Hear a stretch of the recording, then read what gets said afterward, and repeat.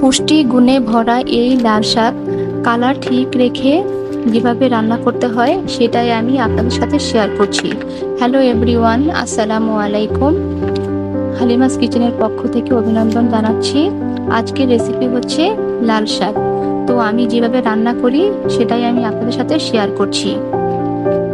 আমি শাকগুলোকে ভালো করে ধুয়ে পরিষ্কার করে গোটা এই শাকগুলোকে একটা কড়াইয়ে দিয়ে হাই জালে 1 থেকে 2 সেকেন্ড সিদ্ধ করে নিচ্ছি। শাকগুলো সিদ্ধ হয়ে চুপসে আসলে আমি একটা কেচির সাহায্যে ভালোভাবে শাকগুলোকে কুচি কুচি করে কেটে নিচ্ছি।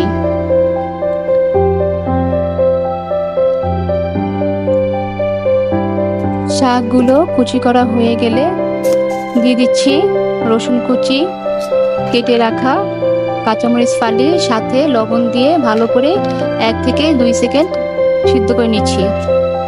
আমি এখন তেলে ভাজার জন্য শাকগুলো উঠিয়ে নিচ্ছি।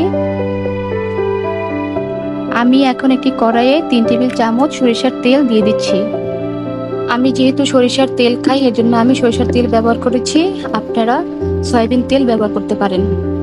1/2 কাপ পেঁয়াজ কুচি দিয়ে দিচ্ছি। পেঁয়াজ বাদামি কালার করে ভেজে নেব।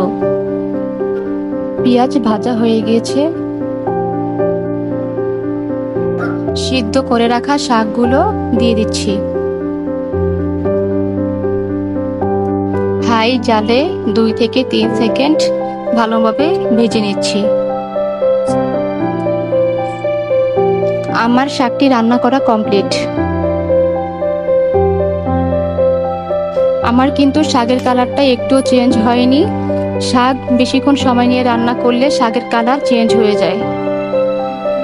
হ্যালো এভরিওয়ান, ভিডিওটি যদি ভালো লাগে তাহলে কমেন্টসের মাধ্যমে জানাবেন, সাথে লাইক শেয়ার করে দিবেন। ইনশাল্লাহ নিত্য নতুন ভিডিও নিয়ে আবার আসবো। ভিডিওটি দেখার জন্য ধন্যবাদ।